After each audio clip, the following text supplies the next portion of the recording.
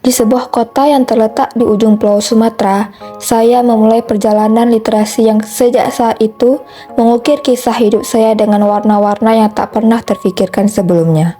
Semuanya berawal dari ketika kami memutuskan untuk melanjutkan studi profesi guru di Universitas Bina Bangsa Getsempena. Disinilah kami memulai masuki dunia yang penuh dengan keajaiban dan pengetahuan yang siap untuk diungkap. Perlahan-lahan, kami memulai perjalanan kuliah ini dengan berbagai mata kuliah baru. Mata kuliah yang belum pernah kami pelajari sebelumnya. Di antara banyaknya mata kuliah tersebut, salah satu yang paling menarik untuk dipelajari yaitu literasi lintas mata pelajaran. Kami belajar banyak hal baru dalam literasi lintas mata pelajaran. Setiap bab topik mata kuliah membawa saya ke pemahaman baru, memperkenalkan saya pada hal-hal imajinatif di luar ekspektasi pengetahuan saya sebelumnya. Saya merasakan kegembiraan setiap kali saya menyelesaikan sebuah topik ketika pembelajaran telah selesai. Tetapi saya tahu ada ribuan topik pembelajaran yang menanti untuk dijelajahi. Namun, literasi bagi kami tidak hanya sebatas membaca.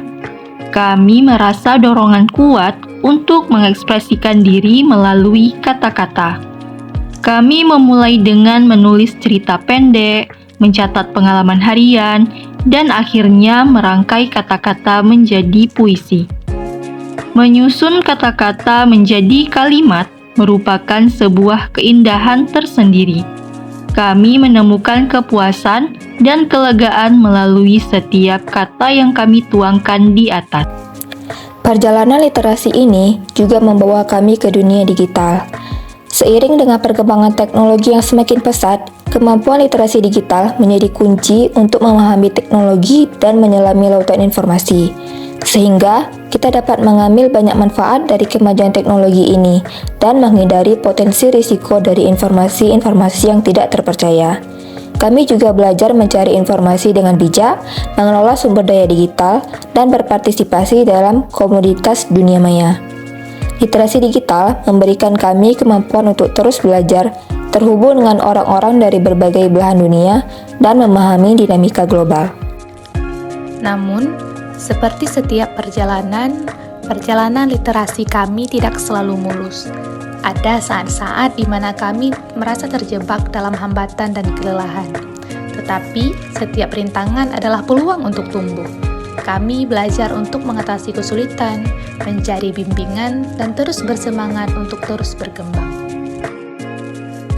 Pemahaman baru lainnya yang saya temukan yaitu teks multimoda, yang merujuk pada teks yang menggunakan lebih dari satu mode komunikasi untuk menyampaikan pesan atau informasi. Mode komunikasi ini mencakup berbagai elemen visual, audio, teks yang bekerja bersama untuk menyampaikan makna secara lebih kaya dan lengkap. Penggunaan mode teks melibatkan penggunaan kata-kata, kalimat, dan paragraf untuk menyampaikan informasi. Mode teks ini juga mencakup berbagai jenis teks seperti narasi, deskripsi, eksposisi, atau argumen. Untuk mode visual mencakup seperti gambar, grafik, diagram, dan ilustrasi yang sangat berguna untuk memperjelas suatu konsep, menyerati informasi penting, atau menambahkan dimensi estetika pada teks. Mode audio melibatkan penggunaan elemen suara seperti rekaman suara musik atau efek suara yang dapat memberikan dimensi tambahan pada pengalaman membaca, terutama dalam konteks teks multimoda yang melibatkan presentasi atau media audiovisual. Berbagai contoh teks multimoda yang dapat ditemukan adalah presentasi multimedia, situs web interaktif, e-book dengan elemen multimedia, dan masih banyak lainnya. Pendekatan ini bertujuan untuk menciptakan pengalaman membaca yang lebih menarik, bervariasi, dan lebih mendalam, dengan memanfaatkan berbagai cara komunikasi. Literasi dalam pembelajaran melibatkan penggunaan strategi pembelajaran yang dapat secara efektif membantu peserta didik mendapatkan pengetahuan konten di bidang dan mata pelajaran apapun. Strategi literasi adalah alat yang digunakan guru untuk membantu peserta didik dalam berpikir kritis dan memecahkan masalah. Adapun 8 strategi literasi yang dapat diterapkan dalam kegiatan pembelajaran, yaitu memupuk kolaborasi, mendorong diskusi, menggunakan pengatur grafis, membuat keterkaitan antar teks, model think aloud, representasi visual, mengintegrasikan kosakata yang menarik, dan mendorong keterampilan menulis secara otentik. Dalam pembelajaran, guru perlu menerapkan strategi literasi tersebut agar pembelajaran dapat lebih bermakna dan peserta didik dapat terlibat aktif dalam proses pembelajaran. Sejak tahun 2021 silam, Menteri Pendidikan, Kebudayaan, Riset dan Teknologi yaitu Nadiem Makarim resmi mengganti ujian nasional atau UN menjadi asesmen nasional. Asesmen nasional adalah program penilaian terhadap hasil belajar peserta didik di setiap sekolah. Peserta didik yang mengikuti asesmen nasional dipilih secara acak dan hasil asesmen tidak digunakan sebagai penentu kelulusan peserta didik. Asesmen nasional dilakukan untuk memetakan kemampuan literasi dan numerasi peserta didik, karakter peserta didik, dan lingkungan belajar. Salah satu komponen dari asesmen nasional adalah asesmen kompetensi minimum atau AKM yang mengukur kompetensi literasi dan numerasi. AKM tidak berbasis mata pelajaran, namun memotret kompetensi mendasar yang diperlukan untuk berhasil pada berbagai mata pelajaran. Soal-soal AKM dirancang sedemikian rupa untuk menunjukkan bahwa kompetensi literasi diperlukan di semua disiplin ilmu dan mata pelajaran. Soal AKM terdiri dari 3 tingkat proses kognitif, yakni menemukan informasi, melakukan interpretasi dan integrasi, dan melakukan evaluasi serta refleksi terhadap teks yang dibaca. Nah, seperti yang sudah saya bahas sebelumnya, yaitu AKM berfungsi sebagai asesmen diagnostik untuk memotret kompetensi literasi dan numerasi secara nasional. Asesmen diagnostik tidak digunakan untuk menilai, tetapi digunakan untuk membantu guru memilih strategi literasi yang tepat untuk membantu proses belajar peserta didik pada mata pelajaran tertentu. Lingkungan kaya literasi merupakan bagian tak terpisahkan dari budaya literasi sekolah. Desain induk gerakan literasi sekolah menyebutkan 3 lingkungan kaya literasi yang perlu dikembangkan oleh tiap sekolah. Ketiga lingkungan ini adalah lingkungan fisik, lingkungan sosial efektif, dan lingkungan akademik. Lingkungan fisik adalah hal pertama yang dilihat dan dirasakan warga sekolah. Oleh karena itu, lingkungan fisik perlu terlihat ramah dan kondusif untuk pembelajaran. Sekolah yang mendukung pengembangan budaya literasi sebaiknya memajang karya peserta didik di seluruh area sekolah, termasuk koridor, kantor kepala sekolah, dan guru. Selain itu, karya-karya peserta didik diganti secara rutin untuk memberikan kesempatan kepada semua peserta didik. Lingkungan sosial dan afektif dibangun melalui model komunikasi dan interaksi seluruh komponen sekolah. Hal itu dapat dikembangkan dengan pengakuan atas capaian peserta didik sepanjang tahun.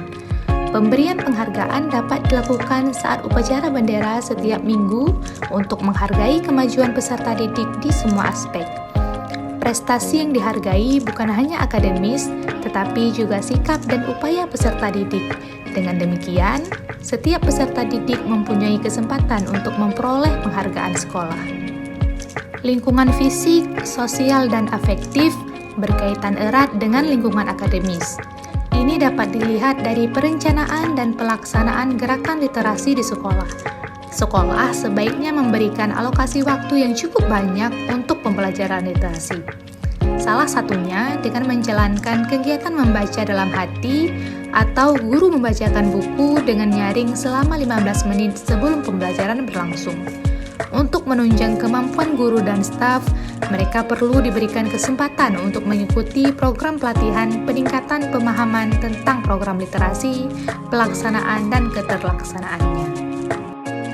Saat langkah-langkah pertama saya melangkah ke dalam dunia pendidikan sebagai seorang calon guru profesional, satu visi menghantui pikiran saya setiap harinya: membudayakan literasi di lingkungan sekolah.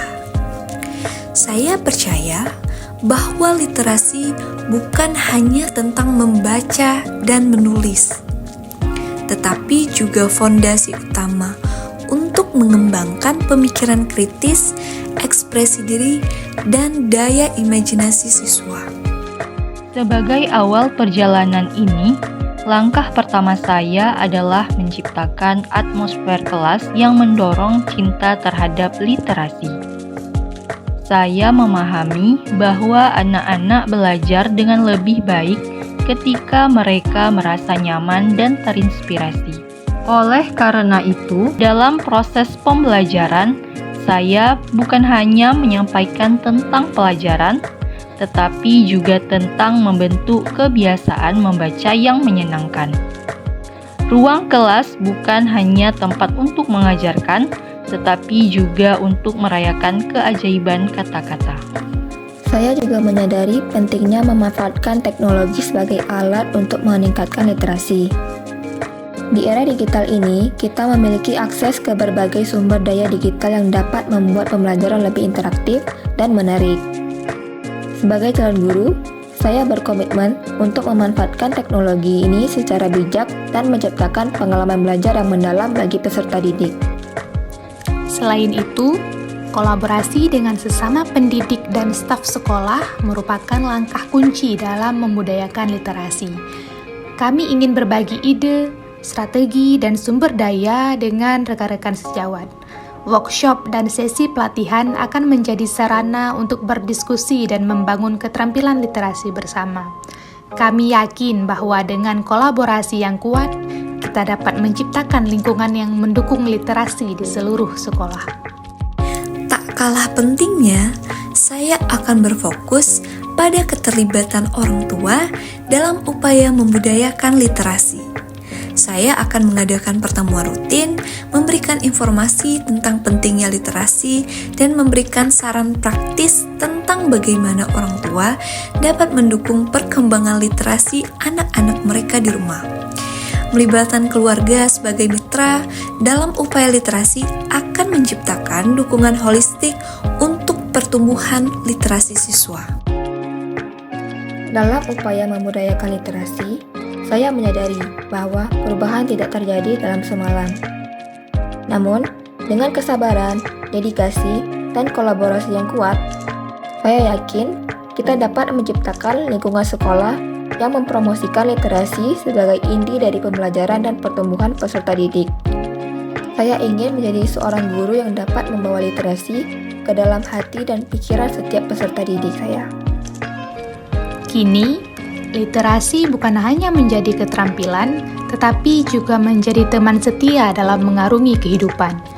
Kami menyadari bahwa setiap buku yang kami baca, setiap kata yang kami tulis, dan setiap koneksi yang kami bangun melalui literasi digital adalah langkah-langkah dalam perjalanan yang tak terbatas. Literasi telah membuka pintu menuju dunia yang lebih kaya dan bermakna, memberikan kami wawasan yang mendalam, memperluas pikiran, dan membentuk karakter.